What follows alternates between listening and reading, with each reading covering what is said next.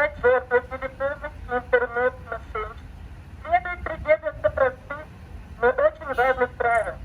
Не передавайте свои банковские карты посторонним лицам. Никогда не набирайте на мобильном цифровых команд, назначение которых вам неизвестно. Ну, в первую очередь это направлено, чтобы наши граждане не попадались на уловки мошенников.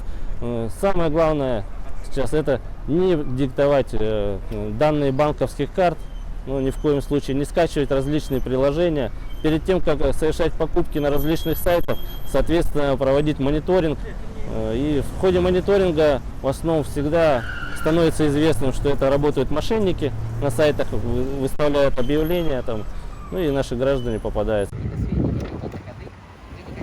Сообщайте, если заметите что-то подозрительное, сразу сообщайте. Это для вас удобно.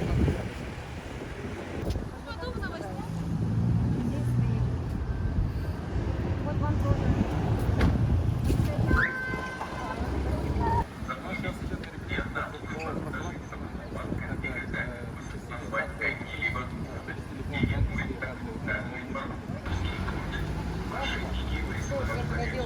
У нас сейчас идет акция.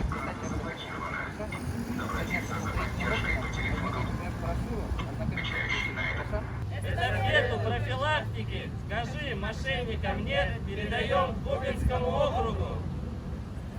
Управа строительного округа.